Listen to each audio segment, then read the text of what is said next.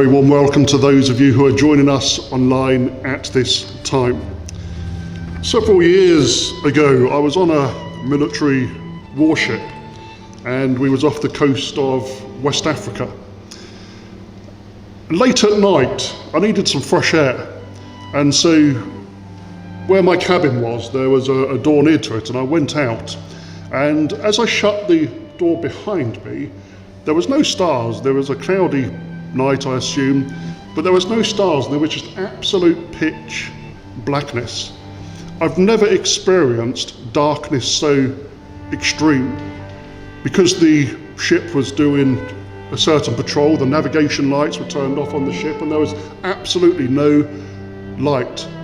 And I remember standing there trying to look at my hand that close in front of my face, and I could not see it. That was how dark it was. And I thought, I don't want to spend too long standing out here, because if I fell overboard, there's no way anybody would ever see that happen. And so I remember opening the hatch again, and as you opened it, the light just pouring out. So Matthew 5 verses 13 to 16. You are the salt of the earth, but if the salt loses its saltiness, how can it be made salty again? It is no longer good for anything except to be thrown out and trampled by men. You are the light of the world. A city on a hill cannot be hidden. Neither do people light a lamp and put it under a bowl. Instead, they put it on its stand, and it gives light to everyone in the house. In the same way, let your light shine before men, that they may see your good deeds and praise your Father in heaven. Jesus had just proclaimed the blessedness of the kingdom, and now he is saying in the same sermon, because you are blessed, this is how you can be a blessing. Before Christ said we are the salt and light of this world, he had charged us to begin with our attitude. When you look at the Sermon on the Mount, he's saying, blessed are those, and he gives the whole list. And it's a good question for us always to ask ourselves, both individually as Christians, but also corporately as a church. Are we the salt and light that Jesus declares us to be? I think as a church we can answer that with a yes, because we are seeking to be a light to people through our high street presence in the shop, through our online services. And it's just such a wonderful blessing to see how God touches so many people who come into the shop in so many different and powerful ways.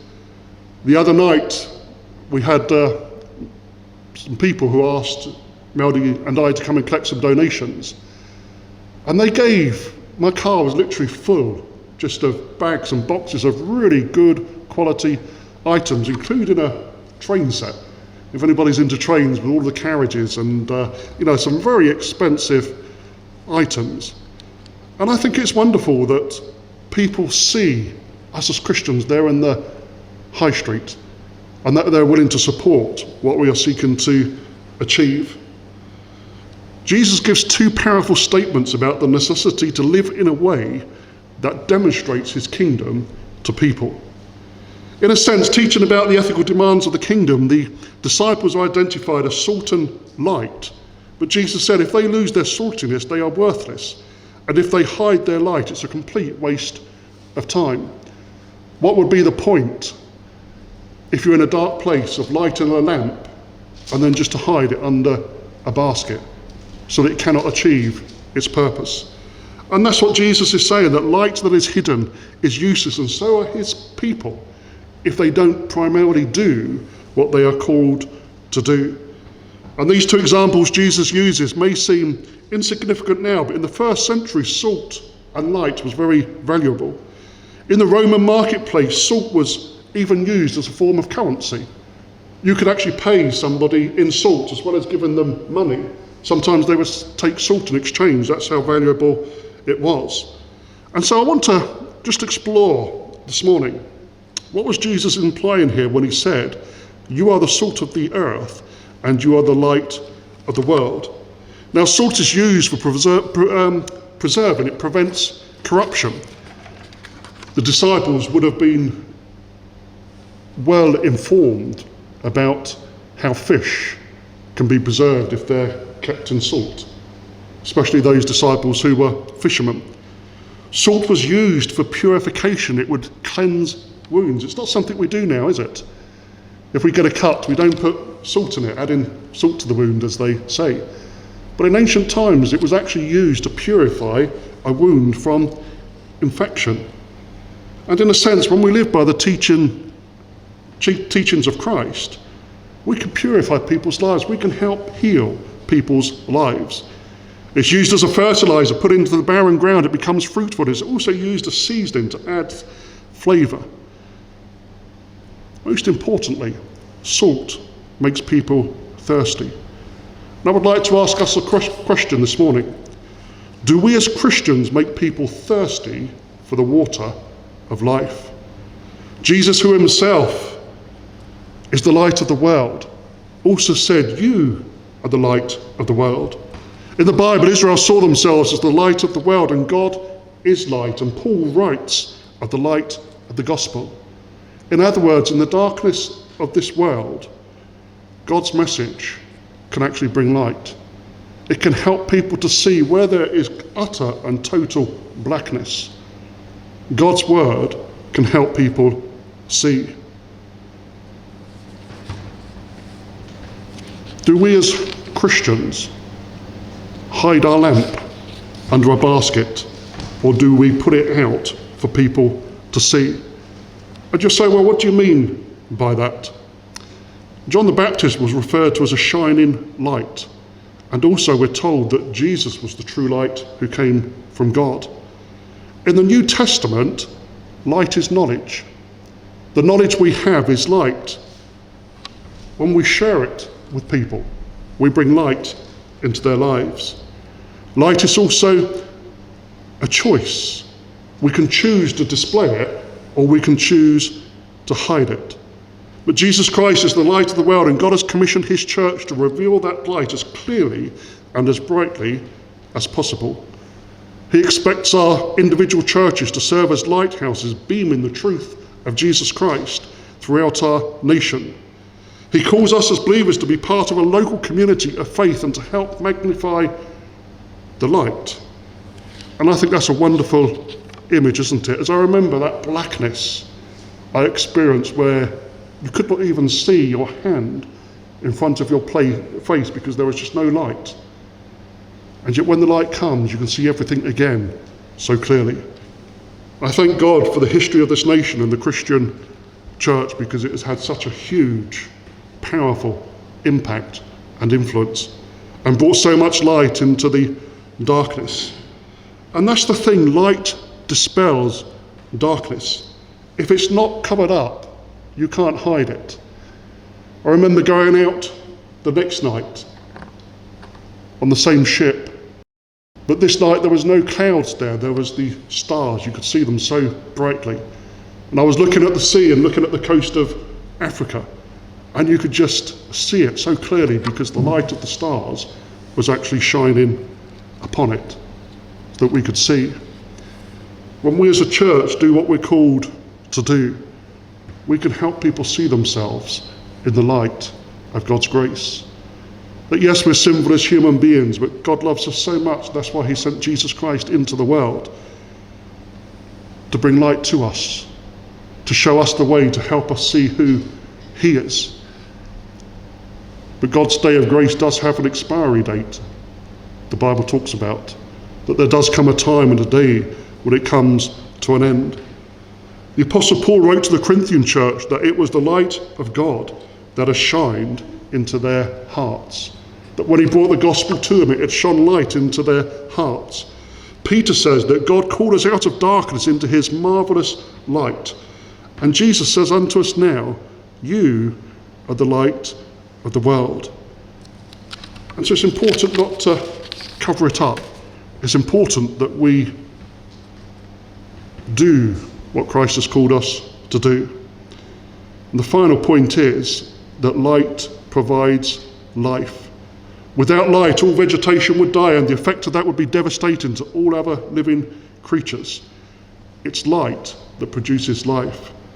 And Jesus says, "Let your light shine, that men may see your good works and glorify your Father in heaven." As Christians, we are the only chance for life this world has, a world which the Bible uses the metaphor that it's in darkness, but we are here to bring the light of Christ to people.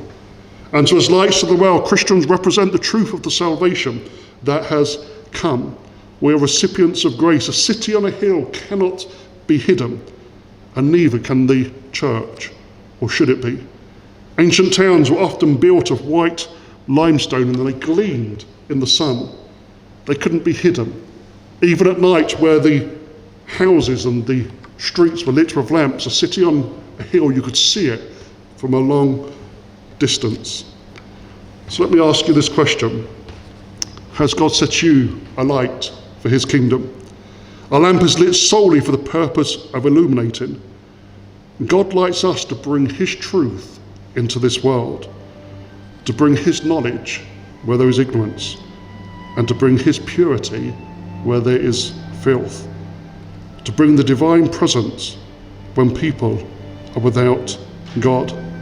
So Jesus is telling us in the spirit of the Beatitudes, do good in the world, because our good works display the character of the Father, and will end up with people giving praise to him when they see his people doing what he has called his people to do. So each and every one of you here this morning, for those listening online, wherever you go, you are a light. That's not me saying that, that's Jesus saying that you are the light of the world. So let your light shine. In Jesus' name, amen.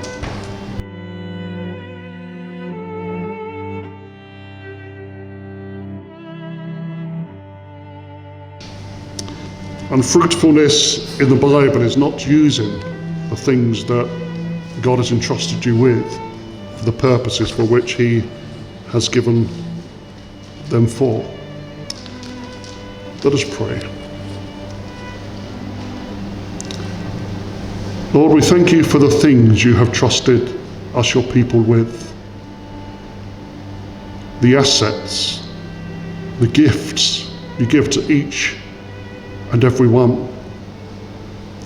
Lord Jesus, you said that if salt loses its saltiness, it's worthless. For those who have visited Israel and been to the Dead Sea will know that when salt loses its saltiness, all that's left behind is just a crystal that is not of much use to anybody or anything. Lord, you said that we are the salt of the earth.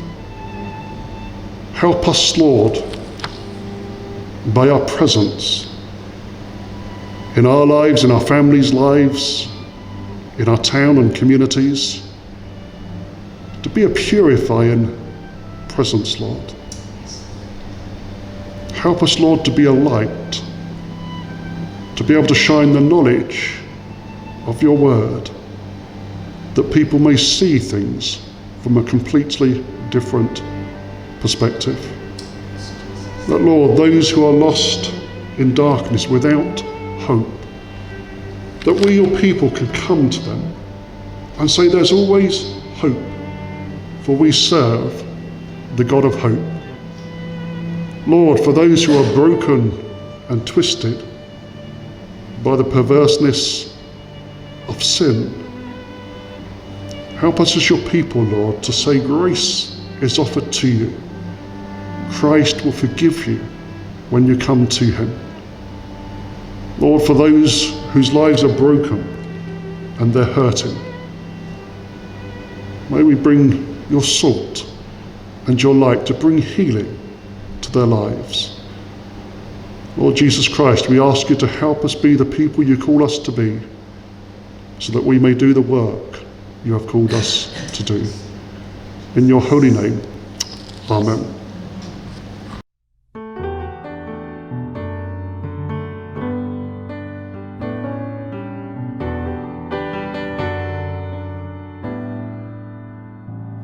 Just as I am without one plea, but that thy blood was shed for me, and that thou bidst me come to thee, O Lamb of God, I come, I come.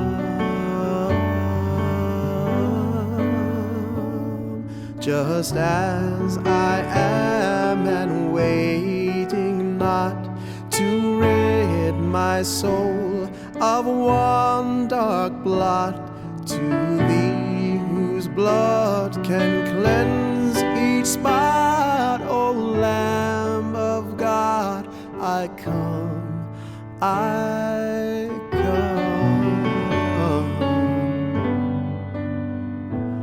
Just as I am, though tossed about with many a conflict, many a doubt, fightings and fears within, without, O Lamb of God, I come, I come. Just as I am, thou wilt receive with welcome pardon, cleanse, relief, because they promise, I believe, O Lamb of God, I come, I come.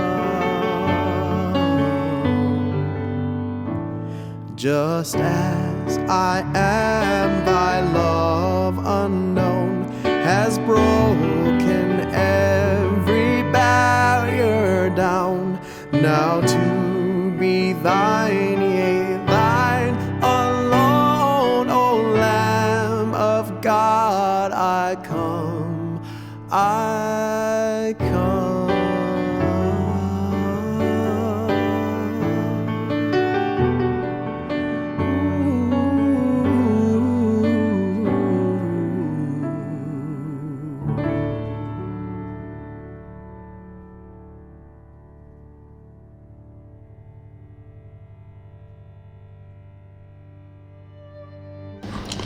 Shall we say together the prayer that Jesus taught us to pray? Our Father, who art in heaven, hallowed be thy name. Thy kingdom come, thy will be done on earth as it is in heaven. Give us this day our daily bread, and forgive us our trespasses, as we forgive those who trespass against us. And lead us not into temptation, but deliver us from evil. For thine is the kingdom, the power, and the glory, forever and ever. Amen. And may each of you be strong to grasp, with all of God's people, what is the breadth and length and height and depth of the love of Christ, that you may know it, that you may attain to fullness of being, the fullness of God himself. May his light always shine upon you, in the name of the Father, and of the Son, and of the Holy Spirit. Amen. Amen. And everybody says, Amen. God bless you all.